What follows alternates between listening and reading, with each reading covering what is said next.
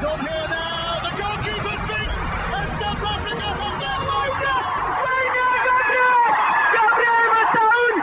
Shagger Sport 2010.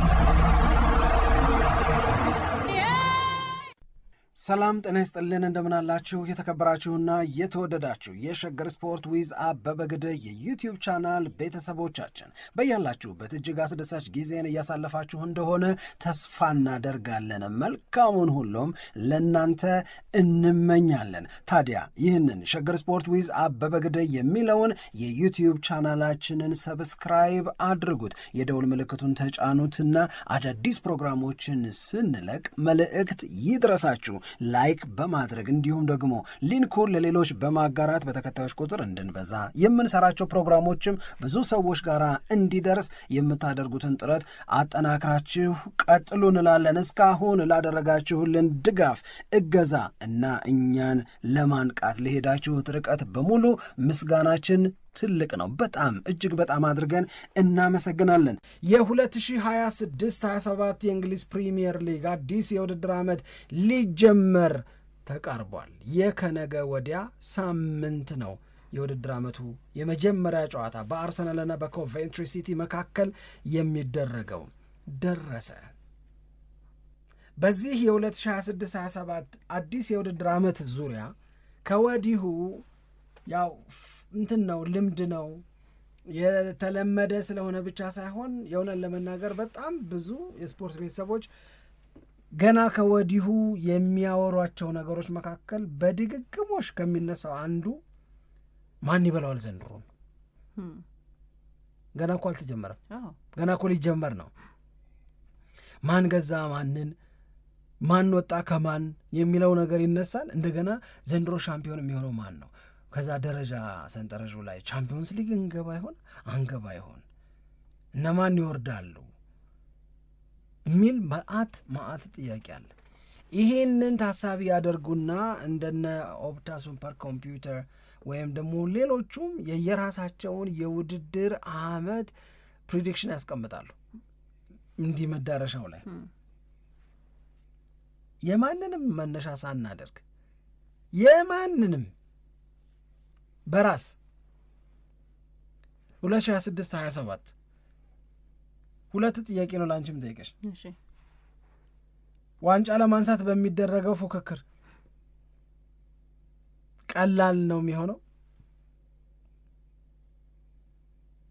ኢዚ ቱ ዊን ሊግ ነው የሚሆነው ዘንድሮ 2026-27? የአዳዲስ በአሰልጣኞች መኖር፣ በለውጥ ሂደት ላይ የሚያልፉ ክለቦች መብዛት ምናምን ያንን ያስከትላል፣ መቅለልን ያመጣል። ሁለተኛው የምር የማን ሻምፒዮን የመሆን እድል ሰፊ ነው እና ለምን አለው ሁለቱም ላይ። እሺ ለማንኛውም የ2026-27 የውድድር ዓመት ገና ሊጀመር መሆኑን ስታስብ ራሱ ደስ የሚል ነገር አለው። ደግሞ የዘንድሮ የእንግሊዝ ፕሪሚየር ሊግ ብዙ አዳዲስ ነገሮች፣ ብዙ ልዩ ነገሮችም ይዟል። ከዚህ በፊት እንዳነሳ ነው በተለይ የአሰልጣኞች መቀያየር፣ እንደገና ደግሞ እነዛ አዳዲስ አሰልጣኞች ትልልቅ ተፎካካሪ ክለቦችን የሚመሩ መሆናቸው። ይህንን ያልኩት የቶፕ 6 ተብለው ከሚጠሩት ክለቦች መካከል አብዛኞቹ አዳዲስ አሰልጣኝ ይዘው የሚጀምሩበት የውድድር ዓመት መሆኑ የሆነ የተለየ ነገር እንድንመለከት ያደርጋል ብለን እናስባለን። የውድድር ዓመት ሊጀመር ሲል እንደነዚህ አይነት የቅድመ ግምት አስተያየቶች የተለመዱ ናቸው። እንደማስታውሰው ባለፈው የውድድር ዓመት ጅማሮ ላይ ከነበሩት አስተያየቶች መካከል ወደ 80% የሚሆን ይሄ የኔ አስተያየት የኔ ግምት ነው፣ ግን በቃ በጣም አብዛኞቹ ሊቨርፑል ሻምፒዮን ይሆናል የሚል ግምት ነበራቸው።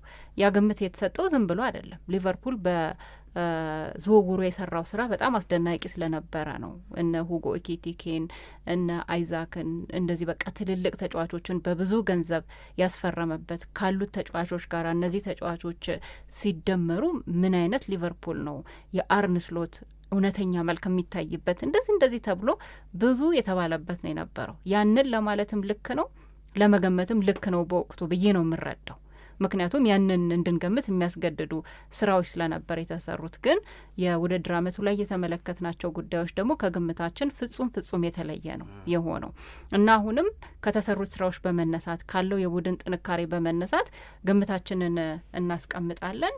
ግን ደግሞ ያንን የግምታችንን የሚያፋልሱ ነገሮችም ደግሞ ሊኖሩ ይችላሉ።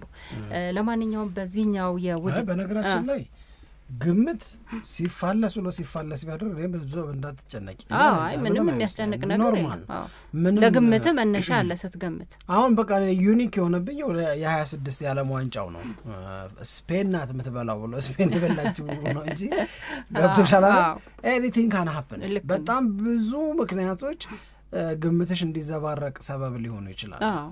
አሁን በኋላ ስንመጣ ማንን ገመተ፣ ሱፐር ኮምፒውተሩ ምን እያለ ነው የሚለውን ነገር ስንነጋገር ያ የተባለበትን ምክንያት ለማስረዳት ጥረት እናደርጋለን። ግምት ግን ብዙ ነገሮችን ታሳቢ ያደርገሽ የምትሰጪው አስተያየት ቢሆንም ዛሬ አንቺ ታሳቢ ያደረግሻቸው ነገሮች ነገ ስላለመዘባረቃቸው ስላለመፈራረሳቸው ምንም ዋስትና የለሽም። እንደዛ ባይሆን ኖሮ አምና ሊቨርፑል ሻምፒዮን በሆነ ነበረ። ምንም ክርክር እኮ አልነበረም ሊቨርፑልን 2025/26 ዋንጫ እንደሚያነሳ ሲገመት ማለት ነው። ልክ ነው። ለዛ ነው እኔም ቅድም 80% የሚሆኑ አስተያየቶች ለሊቨርፑል ያመዘኑ ናቸው ብዬ የተናገርኩት። ለማንኛውም ግን በሚጀመረው የእንግሊዝ ፕሪሚየር ሊግ የውድድር አመት ላይ ማን ሻምፒዮን ይሆናል ለምን የሚለውን ጥያቄ በቀጥታ ለመመለስ አሁን ካሉት ሁኔታዎች አንጻር ስንነሳ በጣም የተደራጀ ሻምፒዮን የመሆን እድል ያለው ክለብ ማን ነው ለሚለው ጥያቄ እኔ የምመልሰው አርሰናል ብዬ። አርሰናል ብቻሽን አይደለሽ፣ ደጋፊ ያለሽ ልክ ነው። ይህንን የምልበት ዋነኛው ምክንያት ደጋፊ ያለሽ ሳይሆን ስምምነት አለ። በቃ አሁን በፕሪሚየር ሊጉ ላይ ያሉትም ወቅታዊ ሁኔታዎች እኮ ይህንን ብለን እንድንናገር የሚያስገድዱ ናቸው። አሁን ቅድም ያነሳሁት የአሰልጣኞች አዳዲስ የመሆን እንደዚሁም ደግሞ በሊጉ ላይ ያሉትን ሁኔታዎች መመልከት ለዚህ መነሻ በጣም ይረዳል። አርሰናል በጣም የተደራጀ ቡድን ነው፣ ብዙ ተጫዋቾች አሉት። በተቻለ መጠን ደግሞ በየመጫወቻዎቹ ቦታ ላይ ያሉት ተጫዋቾች በራሳቸው የተመሰከረላቸው ወይንም ደግሞ በዚህ ቦታ ላይ እገሌ በጣም አሪፍ ነው ብለን የምንናገራቸው ተጫዋቾችን አሰባስቦ ይዟል። ሁለተኛ የቡድን ስፕሪቱን በጣም ቆንጆ ነው። ነገሮችን ለመለወጥ ለማስተካከል የተሻለ እድል ይፈጥራል። ይሄ የቡድን ስፕሪት ተብሎ የሚታሰብ ነው። ከዛ ውጭ ግን የባለፈው አመት ሻምፒዮን መሆን በራሱ ለዚህኛው የውድድር አመት ሻምፒዮናነት ለመታጨትም የሚያገዝ ነው። አሁን ባለፈው አድማጮች በደንብ እንደሚያስታውሱ እርግጠኛውን የምናገረው በየትኛው መንገድ ይሁን አርሰናል ይሄኛውን የውድድር አመት ዋንጫ ያንሳ እንጂ ለቀጣዮቹ አመታት በተደጋጋሚ ዋንጫ እንደሚያነሳ ጥርጥር የለንም ብለው ይናገሩ ነበር። በቃ የሆነ እርግማን አለ አርሰናል ዋንጫ እንዳያነሳ በቃ የተረገመ እንዲመስል የሚያደርግ ያችን እርግማን ከሰበረ በኋላ ግን የተጫዋቾቹ የአእምሮ ነጻነት በጣም ከፍ ይላል እና በየጨዋታዎቹ ላይ በነጻነት የመጫወት እድላቸው የበለጠ ሰፊ ሆኖ ስለምንመለከት ጨዋታዎችንም ያሸንፋሉ። ዘንድሮ ስናየው የነበረውንም ጫና የበለጠ ይገፋል የሚል አስተያየት ነበራቸው። ይህንን ብዙዎቻችን የምናስታውሰው የምንጋራውም ይመስለኛል እና ያ ነገር መሰበሩ ለአርሰናል ሻምፒዮናነት የበለጠ እድል ይፈጥራል ብዬ ነው ማስበው። ከሁሉም በላይ ግን በቀጣይ የሚደረጉት ደግሞ ፊርማዎች የበለጠ አርሰናልን ወደ ሻምፒዮናነት የሚያስጠጉ ይሆናሉ ብዬ እረዳለሁ። ለምሳሌ በግራ መስመር ላይ ያለው ክፍተት የምንመለከተው ነው። አሁን ባለው ሁኔታ የማርቲኔሊና የዞሊስ እንግዲህ የአርሰናል ተጫዋቾች በዛ ቦታ ላይ የመገኘት ነገር እንዳለ ሆኖ ግን ደግሞ አንድ ተጫዋች በተለይ በትልቅ ደረጃ ስሙ ሊጠራ የሚችል በትልልቅ ጨዋታዎች ላይ ራሱን ያስመሰከረ ተጫዋች ያስፈልጋል ተብሎ ነው የሚታመነው። ለአርሰናልም የሚመጥነው እንዲህ አይነት ተጫዋች ቢመጣ ነው ተብሎ ነው እየተገለጸ የሚገኘው እና እዛ ቦታ ላይ የሚደረግ ፊርማ፣ እዛ ቦታ ላይ የሚደረግ ዝውውር አርሰናልን የበለጠ ወደ ሻምፒዮናነት ያስጠጋዋል፣ የበለጠ መንገዱን ቀላል ያደርግለታል ብዬ እንዳስብ ያደርገኛል። ለማንኛውም እነዚህ የተወሰኑ ምክንያቶች ናቸው። ግን የሚቀጥለው የውድድር አመትን ወይንም አሁን የሚጀምረውን የውድድር አመት ለማሸነፍ የመጀመሪያውን ድርሻ የምንሰጠው ለአርሰናል ነው። የአሰልጣኙ የፕሪሚየር ሊጉ ትልቅ ልምድ ያለው ረጅም ጊዜ ፕሪሚየር ሊጉ ላይ እያሰለጠነ የቆየ አሰልጣኝ መሆኑንም ደግሞ ግምት ውስጥ መክተት ይኖርብናል። አሁን አርቴታ ነው በቃ ብዙ ጊዜ የቆየው ከአንድ ክለብ ጋር ወይም ከሌሎቹ አሰልጣኞች የተሻለ ልምድ ያለውና ረጅም ጊዜ ፕሪሚየር ሊጉ ላይ እያሰለጠነ የቆየ አሰልጣኝ። ስለዚህ ይሄም የራሱ የሆነ አስተዋጽኦ እንደሚኖረው ይገባኛል። ስለዚህ በእነዚህና ሌላ ቀን ደግሞ በምንመለስባቸው ምክንያቶች አርሰናል ሻምፒዮን የመሆን የተሻለ እድል አለው ብዬ አስተያየት እንድሰጥ ያስገድደኛል። ከዛ ውጭ ግን ላነሳኸው ፕሪሚየር ሊጉን ማሸነፍ ቀላል ይሆናል ወይ የመጪው የውድድር ዓመት የሚለው ላይ እኔ ቀላል ይሆናል ብዬ አልረዳም። ፉክክሩ እንደነበረ ነው የሚቀጥለው ብዬ ነው ማስበው። ግን ፉክክሩ እንደነበረ ይቀጥላል ወይም ቀላል አይሆንም ብዬ ደግሞ ስናገር ክለቦች እየሰሩ የሚገኘውንም ስራ ግምት ውስጥ በመክተት ነው አንደኛ። ሁለተኛ ደግሞ ምንም እንኳን አዳዲስ አሰልጣኞች ቢሆኑም ሊቨርፑል ለምሳሌ በአዲስ አሰልጣኝ በኤሪያው ላይ እየተመራ ቢገኝም፣ ሲቲ በማሬስካ ቢመራም፣ ቼልሲ በዣቪ ቢመራም እነዚህ ነገሮች ቢኖሩም ግን ደግሞ እነዚህ አዳዲስ አሰልጣኞች ሙሉ ለሙሉ የፕሪሚየር ሊግ ልምድ የላቸውም ብዬ ለመናገር ደግሞ አልችልም። ኢንዞ ማሬስካ ከማንቸስተር ሲቲ ጋራ በክለብ ውስጥ የራሱን የሆነ ልምድ አለው። ግን ደግሞ ፕሪሚየር ሊጉን በማሰልጠንም ከቼልሲ ጋራ በጣም ጥሩ ጊዜ ያሳለፉ አሰልጣኝ ናቸው። ስለዚህ ያንን ልምዳቸውን የበለጠ ይጠቀማሉ። በጣም አዲስ ይሆንባቸዋል ነገር አለሙ ብሎ ለመናገር አይቻልም። ኤራዮላም ከሊቨርፑል ጋር የሚኖራቸው ጊዜ በዛው ልክ መታየት ይኖርበታል እና ለዋንጫ ፍክክር ከፍተኛ ጥረት ያደርጋሉ ተብለው የሚታሰቡ ክለቦች አዳዲስ አሰልጣኞችን ቢይዙም ግን ደግሞ የፕሪሚየር ሊጉ ልምድ ያላቸው አሰልጣኞች ስለሆኑ ፉክክሩን በጣም ቀላል ያደርገዋል፣ ግራ ይጋባሉ ብዬ ለመናገር ግን አልችልም። ፉክክሩ ጠንካራ ነው የሚሆነው ብዬ ነው ማስበው። እሺ አንተ ደግሞ አስተያየት መስጠት። የኔ የአርሰናልን ሻምፒዮን የመሆን እድል ማስፋትሽ ላይ ምንም ልዩነት የለኝም። እንደዛው ይሆናል ብዬ ነው የምማስበው።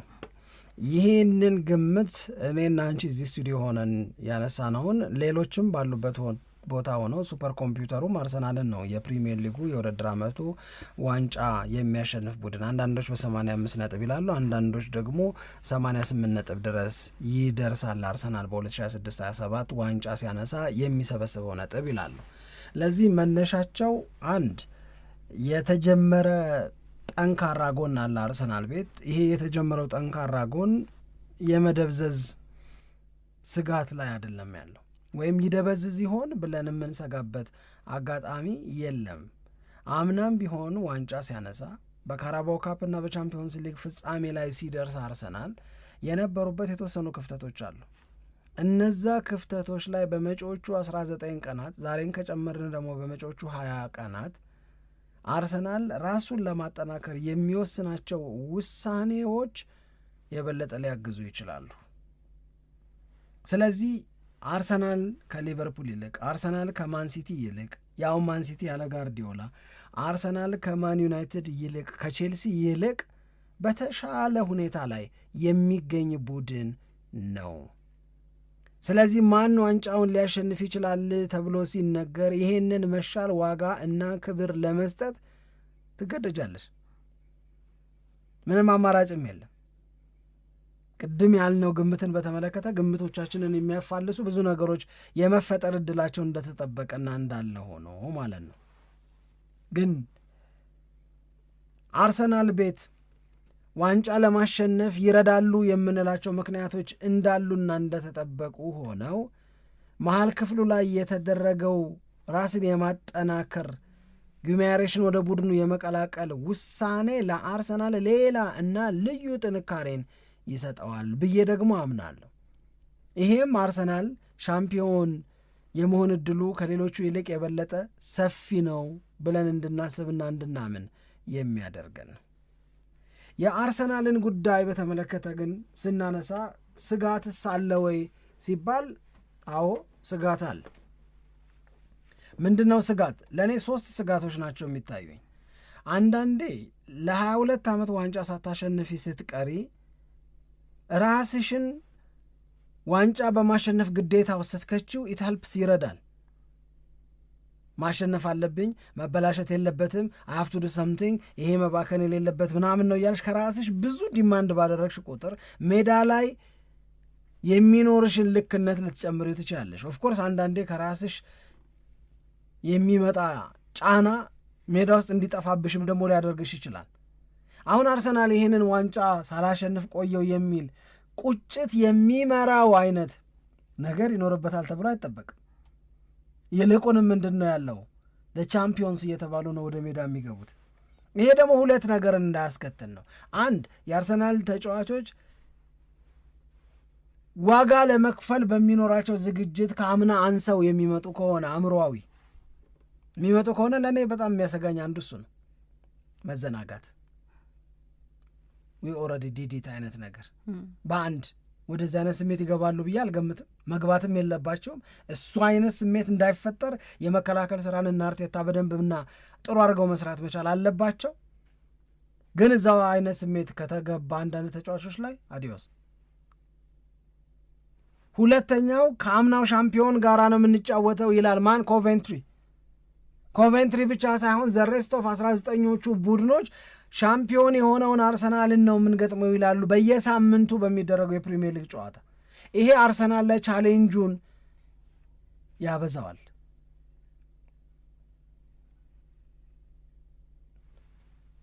አብሮ መነሳት ያለበት አሁንም ድረስ በመጪዎቹ ጊዜያቶች ካልተደረጉ በስተቀረ ግራ መስመሩ ላይ እኔ አፕግሬድ ተደርጓል ብዬ አላስብም። ዞሊስ ጎበዝ ተጫዋች ቢሆን ከትሮሳርድ በላይ ይሆናል ወይ? የትሮሳርድ ምትክ የሚለው ነው እስካሁን ድረስ እሱን እንዲገልጸው እየተደረገ ያለው። አርሰናል ደግሞ ግራ መስመሩ ላይ የሚያስፈልገው ከትሮሳርድ በላይ የሆነ አርሰናልን እዛ ቦታ ላይ ከየትኛውም የአውሮፓ ትልቅ ክለብ ጋር እኩያ አድርጎ ወይም ብልጫ ያለው ቡድን አድርጎ የሚሰቅለው ተጫዋች ነው የሚያስፈልገው። ለዛ ሞርጋን ሮጀርስ፣ ለዛ ቪኒ ጁኒየር፣ ለዛ አሁን የምንላቸው እንደነ ብራድሌ ባርኮላ አይነት ተጫዋቾች ቢሆኑ ነበር የሚሻለው። ዞሊስ ኤክሴል ካረገ ከተጠበቀው በላይ ዴሊቨር ካደረገ ሰየው። ግን አሁን ያለ ነው ያደርግ ይሆን አያደርግ ይሆን የሚል ስጋት ላይ ነው፣ ጥያቄ ላይ ነን ያለ ነው። ጥያቄውን ፕራክቲካሊ መመለስ ይኖርበታል። በእኔ እምነት አርሰናል ከግራ መስመሩ ጎን ለጎን ፊት መስመሩ ላይ ካይ ሃቨርትስን እና ቪክቶር ዮኬሬሽን ጋብርኤል ሱስ እንደሚሸኝ ስለምተማመን ብቻ ይዞ መግባት አለበት ወደ ውድድር ዓመቱ ብዬ አልልም። እኔ ከዛ ሰፋ ያለ ነገር ማሰብ አለበት። አንድ አዲሽን ቢኖረው ጥሩ ነው። ብዙዎች ሳሊባ የለም ቲምበር የለም ብለው በዛ ቦታ ላይ ስጋት ያላቸው መሆኑን ቢገልጹም እኔ ለምን እንዳልደነገጥኩ አላውቅም። ግን ምንም አልመሰለኝ። ለልጆቹ ዋጋ ሰጣለሁ፣ ግን ሌሎቹ ተጫዋቾች ያንን ስራ እየሰሩ ሳሊባን ማስጠበቅ ያቅታቸዋል ብዬ አላምንም። እነ ሞስኩዌራ እነ ቤን ዋይትንም ጭምር ማለት ነው። ስጋቴንም መተማመኔንም ነው ያስቀመጥኩት። ሌሎቹ ቡድኖች ልምድ አላቸው ባልሺው ላይ ያን ያለም እንግዳነት የላቸውም ምናልሽው። ኢራዮላ በፕሪሚየር ሊጉ አዎ፣ ዣቪ አሎንሶ የለውም በተጫዋችነት እንጂ ማሬስካ ከቼልሲ ጋር ህይወት በጣም አሪፍ አሰልጣኝ። እንደገና ማንቸስተር ሲቲ 3 ዋንጫን በአንድ የውድድር ዓመት አሸንፎ ዘ ትሪብል ዊነር በሚሆንበት ጊዜ አብሮ በቡድኑ አባል የነበረ ነው ኮችንግ ስታፉ ላይ። ሶ ሂ ኖውስ ሃው ቱ ዊን። የእንግዳነት ስሜት ምናምን አይኖረውም። ያልሽውን እቀበለዋለሁ። ግን ምንም ቢሆን ማንቸስተር ሲቲን ማሰልጠን ሲጀምር እንግዳነት ይኖራል። ምንም ቢሆን በንመዝል ለቀው የሊቨርፑል አሰልጣኝ ሲሆን እንግዳነት ይኖራል። ለምሳሌ ዴቪድ ሞየስ መጥፎ አሰልጣኝ አይደለም በኤቨርተን። ዴቪድ ሞየስ ማንቸስተር ዩናይትድን ሲይዝ ግን ካራክተሩ ሁሉ ነው የጠፋበት እኮ። ኡናይ ኤምሬ አሪፍ አሰልጣኝ አይደለም? ኡናይ ኤምሬ አርሰናልን ሲይዝ ከዛ በፊት ከነበረባቸው ክለቦች ጋር ከዛ በኋላ አሁን ቪላን ይዞ የምናየውን አይነት ኡናይ ኤምሬን አንዳንድ ትልልቅ ቡድን የሚከብዳቸው አሰልጣኞች አሉ። ኢራዮላ እንደዛ ይሆናል አይሆንም አላውቅም። አሁን ቶማስ ፍራንክ ጥሩ ማሳያ ሊሆኑ ይችላሉ። ቶማስ ፍራንክ ከብሬንትፎርድ ወጥቶ ያው ጠፉ። ምንድን ነው አንድ ፊልም አለ። እኔ ቶማስ ፍራንክ እኮ አሰልጣኝ አይመስለኝም ነበር በፊት። እንዴት መኒ ትሬን የሚል ፊልም አይተሻል? ይመስላል እዛ ላይ ያለን ሌባ ነው ይመስላል። እዛ ላይ አንድ ሌባ ካራክተር አለ። እሱ ነው ይመስሉ። ግን እንዳልሽው ብሬንትፎርድ ላይ ለዩናይትድ ሁሉ እኮ አሰልጣኝነት እጩ የነበሩ እኮ ናቸው። ዩናይትድ ተሸወደ ምናምን ተብሎ እዛ ገብተው በቃ በጣም ተቸገሩ። አንዳንዴ ትልቅ ቡድንን ስትይዢ መጥፊያሽ ይሆናል። አሁን ቶማስ ፍራንክ ለምን አይልም ለመቅጠር እሳቸውን? ገብቶሻል እምልሽ። ኢቭን እኔ ኒውካስል ዩናይትድ እድሉን የሚሰጠው አሁን ለሰጠው ሰውዬ ከሚሆን ይልቅ ለሱ ይሆናል ብዬ ገምቼ ነበር። እና እንደዛ አይነት እንግድነት አይጠፋም። ግን ኢዚ ይሆናል ታዲያ ፉክክሩ? እኔ ኢዚ አይሆንም ነው እኮ የምለው። እንግድነት አይጠፋም። እዛች ላይ አልስማማም፣ ግን እንግድነት አይጠፋም። አልስማማም ቀላል ይሆናል በሚለው ላይ እኮ እስማማለሁ። የማልስማማው እንግድነት አይጠፋም ብዬ ነው ማምነው። አንቺ እንግድነት አይኖርም ነው የምትይው። እኔ እንግድነት ይኖራል ነው የምለው። ይኖራል። አዲስ ቡድን ነው፣ አዲስ ኃላፊነት ነው፣ ኤክስፔክቴሽን። ለምሳሌ ያው ማሬስካ ሺህ ጊዜ ቼልሲ ቤት የሰራም ቢሆን ሺህ ጊዜ ከሲቲ ጋር አብሮ የሰራ ምናምን ሲሆን ጋርዲዮላን ተክተሽ ነው የምትገቢው። ገባሽ? ይሄ እኮ በራሱ ከባድ ነገር። ራሱም በነገራችን ላይ ማሬስካም ሲናገር ነበር እንደዛ ነው።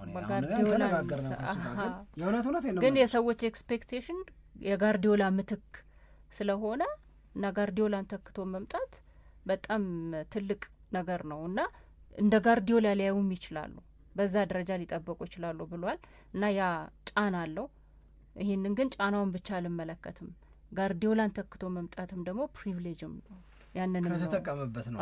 ሁለቱንም አሁን ምንድን ነው መሰለሽ፣ ለምሳሌ የርገን ክሎፕን ተክቶ በመጀመሪያው የውድድር ዓመት አንስሎት ሊቨርፑል ሻምፒዮን እንዲሆን አደረገ እና የየርገን ክሎፕ አለመኖር ምናምን ብሎ ብዙ ሰው እንዳይነጫነጭ ሆነ።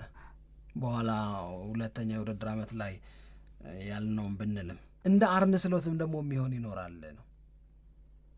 ጠንካራ ነው የሚሆነው ፉክክሩ የምንበት ምክንያት ማሬስካ በአርነ ስሎት ሊቨርፑል ቤት ውስጥ በመጀመሪያ የውድድር ዓመታቸው ላይ ማድረግ የቻሉትን አይነት ነገር ያልተጠበቀ ነገር ሊያደርግ ይችላል። ኢራዮላ ያንን ሊያደርግ ይችላል። ስለዚህም ሊጉ ያን ያህል ቀላልም ይሆናል ብዬ አላስብም። እንግድነት ግን አይጠፋም። ስለዚህ የዋንጫ ማንሳት ፉክክሩ ቀላል አይሆንም የሚለው ላይ ስምምነት አለን። እንግድነት አይጠፋም። የበርንመዝ አሰልጣኝ መሆንና የሊቨርፑል አሰልጣኝ መሆን እንደዚሁም ደግሞ ማንቸስተር ሲቲን ከጋርዲዮላ በኋላ ማሰልጠን ደጋፊው ስላሸነፍሽ ብቻ ላይደሰት ይችላል። የምታሸንፊበት መንገድ ልዩ መሆን አለበት። ያንን የሚያስረሳ፣ ያንን የሚያስተው፣ ያንን ይሄ ከትዝታ የሚፈለቅቅ እኔ ቬሪ ቦሪንግ ወይ ላሸንፍ ብቲ አሁን ከእነዚህ ሁሉ ዓመታት ከጋርዲዮላ ጋር ቆይቶ የማንቸስተር ሲቲ ደጋፊ ዶሚኔት እያደረገ ማሸነፍ ለምዶ ገባሽ ድሉ ብቻ የማይፈለግበት ቤት ሆኗል ማንቸስተር ሲቲ። እነዚህ ሁሉ ነገሮች ፋይዳ ይኖራቸዋል ነው የምልሽ። በኋላ እናነሳዋለን፣ በኋላ እነግርሻለሁ ምናምን ስለ የነበረው አንደኛው ጉዳይ የማንቸስተር ዩናይትድ አሰልጣኝ ሰር አሌክስ ፈርጉሰን 2013 ላይ ከማንቸስተር ዩናይትድ ጋር ጡረታ ወጥተው ተለያዩ። ያንን የውድድር ዓመት ማንቸስተር ዩናይትድ ሻምፒዮን ሆነ፣ አሸነፈ ሊጉን። ከዛ በኋላ የለሁም አለው። ከዛ ሞሪኒዮ ተብሎ ነበረ በወቅቱ እና ሞሪኒዮ የማንቸስተር ዩናይትድ አሰልጣኝ ሊሆኑ ይችላሉ ተብሎ ዘ ስፔሻል ዋን የሚለው ጉዳይ ላይ ሀሳብ እየተሰጠ ባለበት ሰዓት ላይ ፈርጉሰን ራሳቸው ተሳትፈውበታል የተባለ የማንቸስተር ዩናይትድ አዲስ አሰልጣኝ ቅጥር ሂደት ዴቪድ ሞየስ ዩናይትድን በአሰልጣኝነት እንዲረከቡ የ6 ዓመት ኮንትራት እንዲፈርሙ እና ኦልድ ትራፎርድ አለቃ እንዲሆኑ አደረጋቸው። ያንን ተከትሎ ደግሞ ምን ሆነ ብትኝ the chosen one ታባል ስፔሻል ዋን አይደለም የምንፈልገው ተመራጩን ነው መርጠን በቃ ይሁነን ያልነው ዴቪድ ሞየስን ነው ተባለ። ያኔ ከፈርጉሰን በኋላ ወደ ዴቪድ ሞየስ የነበረውን ሽግግር በተመለከተ አሽሊ ያንግ ያኔ እዛ ቡድን አባል ነበረ። ዴቪድ ሞየስ እንዴት ማንቸስተር ዩናይትድ ቤት የነበረውን ስፒሪት ድምጥማጡን እንዳጠፋው አሁን ነው የሚነግረን። ከበደን አለ እንደመጣ ሰሞን ችግር የለም፣ እንደመጣ ሰሞን የማንቸስተር ዩናይትድ ተጫዋቾች በማሸነፍ ፍላጎት ረገድ ብዙ ነገር አልተበላሸባቸውም ነበረ። ብዙ ነገር ያልተበላሸባቸው ለምንድን ነው ብቲ ይዘው የቆዩት አለ ሪቴን የተደረገ ከማን የተወሰደ ከፈርጊ የተወሰደ ምን አይነት ስሜት የማሸነፍ the winning mentality was there ነው የሚለው አሰልጣኝ ሰር አሌክስ ፈርጉሰን እያንዳንዱ የማንቸስተር ዩናይትድን ማሊያ ለብሶ ወደ ሜዳ የሚገባ ተጫዋች ቡድኑ ላለው መቼም ቢሆን የማያባራ የማሸነፍ ፍላጎት 100% መስጠት መቻል አለበት። ከዛ በታች የሚሆን ከሆነ የፈርጉሰንን አይን ቀና ብሎ የሚያይበት አቅም የለውም። ማንም ሁኚ መስጠት ማቋረጥ አይቻልም። ማንቸስተር ዩናይትድ ቤት ለጥቂት ጊዜ ዴቪድ ሞየስ እንደተቀጠሩ ያ ስሜት አልደበዘዘም፣ አልከሰመም። የፈርጉሰን ተጽዕኖ በአንዴና ወዲያው አልጠፋም አለ። በየዕለቱ ፈርጊ እዚህ የማሸነፍ ፍላጎት አለመደብዘዝ ላይ መዘናጋት የሚባል ነገር እንዳይኖር የሚሰሩት ስራ ልዩ ነበራል። ዋናው የማንቸስተር ዩናይትድ የዝግጅት ትኩረት፣ የንግግር ትኩረት፣ የምክክር ትኩረት እዚሁ ነገር ላይ ነበረ። ዊ ሃቭ ቱ ዊን ነው፣ ማሸነፍ አለብን እና ዊ አር ዩናይትድ። ዴቪድ ሞየስ እንዴት አበላሹትን አንቺ ገቢበት። አይ ልክ ነው። አሁን የተናገርከውን ነው ያለው ያንግ ሲናገር በብዙ ጉዳዮች ላይ ነበር አስተያየት የሰጠው። ግን በቃ መገናኛ ብዙሃኖችም ትኩረት የሰጡት ዴቪድ ሞየስ ዩናይትድን እንዴት እንዳበላሹ ተናገረ በሚል ርዕሰ ጉዳይ ነው እያወጡት የሚገኘው። እሱ የአሰልጣኞች የየራሳቸው የሆነ ችሎታ እንዳላቸው ያምናል፣ ይናገራል፣ መንገድም አላቸው። ግን አሁን የማንቸስተር ዩናይትድ ተጫዋቾች ያኔ ከፈርጉሰን ጋር የነበራቸው ልምድና ከዛ ዴቪድ ሞየስ ደግሞ መጥተው እንዲከተሉ ያደረጉት ልምድ በጣም የተለያየ ነው። እሱ የሚናገረው ይሄንን ነው እና የመጀመሪያዎቹ 2 ሳምንት 3 ሳምንት አካባቢ ምንም ችግር አልነበረም። በቃ ወደ ልምምድ ሜዳ እንሄዳለን። እሳቸውም የተለመደውን ነገር ለማስቀጠል ገና የአዲስነት የእንግድነት ሁኔታ ላይ ስለነበረ ያንን ለማስቀጠል ነበር ጥረት የሚያደርጉት። ከዛ በኋላ ግን ነገሮችን በራሳቸው መንገድ ለመቀየር ሲሞክሩ እኛ ደግሞ በጣም እንግዳ ሆነብን። የማኔጅመንት ስኪልና እንደዚሁም ደግሞ የአሰልጣኞች ሁኔታ ተጫዋቾችን የመረዳት ነገር በጣም በጣም ይለያያል ብሎ ነው እሱ የሚናገረው እና በዴቪድ ሞየስ ሁኔታ ውስጥ ብዙ አመት ስትጫወትበት በቆየበት ክለብ ውስጥ ልትሸጥ ትችላለህ። አዎ ዴቪድ ሞየስ መጥተው እንደዚህ ይላሉ፣ ልትሸጥ ትችላለህ ሊሉ ይችላሉ። እና ይሄ የተጫዋቾችን ስሜት ምን ያክል ሊጎዳ እንደሚችል ማሰብ ይገባል ብሎ ነው የሚናገረው። ስለሚፈጥር ነው። እና እኔ አለሱ ሲናገር ብዙ ጊዜ ይሄ ልምምድ ላይ ቀድመው ከሚደርሱ ተጫዋቾች መካከል ነኝ አለ እና ብዙ ጊዜ ቀድሜ ነው የምደርሰው። ግን በቃ ዴቪድ ሞየስ ከመጡ በኋላ ብደርስም ወደ ልምምድ ሜዳ መግባት ግን በቃ የሆነ ይደብረኛል፣ ያዛ ኢንጆይ እያደረግ ነው አይደለም ማለት እና እዛውን መኪና ውስጥ እንቁጭ ብዬ ሌሎችም ተጫዋቾች ይመጡና መኪናቸው ውስጥ ቁጭ ብለው ቴክስት እንደራረጋለናል። እዚህ ያክል ድረስ ነው ፍላጎታቸው በጣም እንዲወርድ ወይንም ደግሞ እንዲያንስ የተደረገው እና ዴቪድ ሞየስ ይህንን በቃ የእሳቸውን ሙሉ በሙሉ የፋይቲንግ ስፕሪት ሆነ የማንቸስተር ዩናይትድ ተጫዋቾች ላይ የነበረውን የፋይቲንግ ስፕሪት በቃ እንዲጠፋ ነው ያደረጉት። ያንን የማስቀጠል ሁኔታ አልቻሉበትም እና ይሄ ደግሞ በጣም ተጫዋቾች የሚሰማቸው ስሜት ዝቅ እንዲል አድርጎታል ብሎ ነው ሲናገር የነበረው እና ትልቁ ችግርም በወቅቱ የነበረው ያንን ነገር ማስቀጠል አለመቻላቸው ነው። ለዛ ነው አሁን ወደ ነጥቡ ስንመለስ የዴቪድ ሞየስ አይነት ችግር የሚፈጥር አሰልጣኝ ሊኖር ይችላል። አሰልጣኙ እኮ ጎበዝ ሊሆን ይችላል።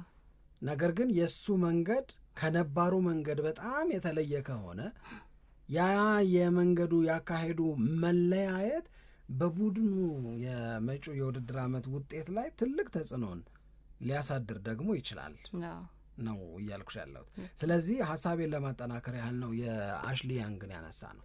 ለሌሎች ክለቦች የተሰጠውን ግምት ለምሳሌ አሁን ስካይ ስፖርትስ ምን ይላል? ሊቨርፑል ከማንቸስተር ዩናይትድ በላይ ሆኖ የውድድር ዓመቱን ያጠናቀቃል ይላል። ማንቸስተር ሲቲን ሁለተኛ የሚያደርጉ አሉ፣ ማንቸስተር ዩናይትድን አራተኛ፣ አንዳንዶቹ ደግሞ የለም ቼልሲ ነው ሁለተኛ ምናምን የሚል አስተያየትን ይሰጣሉ። ግን ለእኛ የምስራቹ እሱ አይደል። የምስራች ብዬን የምወስደው የማንቸስተር ዩናይትድ፣ የአርሰናል፣ የማንሲቲ፣ የሊቨርፑል፣ የቼልሲ እንዴት ይሆን ሳይሆን ሊጉ ሊጀመር ነው። ለእኔ እሱ ነው ዋናው። በጣም ብዙ መጓጓት በብዙ ጥበቃ ውስጥ ነው የነበር ነው። ስለዚህ ሊጉ ሊጀመር መሆኑ በጣም ጥሩ ስሜት ይፈጥራል እና ይሄ ሁላችንንም የሚያስደስት ነው ብዬ ነው የምናገረው። ለማንኛውም ጥሩ የውድድር ዓመት እንደሚሆን ከፍተኛ ፉክክር የሚደረግበት እንደሚሆንም ደግሞ እናስባለን። ግን በቀጣይ በአጠቃላይ የክለቦቹ ዝግጅት ላይ ደግሞ እያንዳንዳቸው ክለቦች ለምሳሌ የሊቨርፑልን፣ የቼልሲን፣ የማንቸስተር ሲቲን ለብቻ ዝግጅታቸው ምን ይመስላል የሚለውንም ደግሞ የምንመለከትበት ፕሮግራም ይኖረናል። አዎ ግን አብሮ እዚህ ጋር መጠቀስ ያለበት ይሄ የእስካሁኑን ነገር መነሻ አድርገው የሰጡት ነው። ከዚህ በኋላ በሚኖሩ የ20 ቀናት የዝውውር ሂደቶች ላይ ደግሞ ሌሎች ነገሮች ሊፈጠሩ ይችላሉ።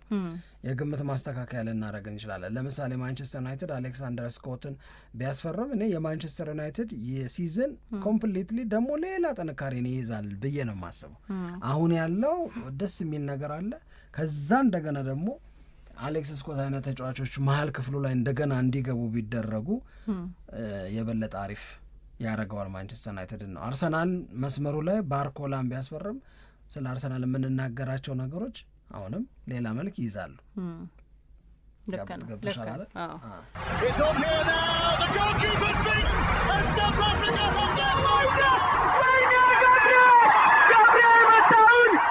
Trigger Sport 2010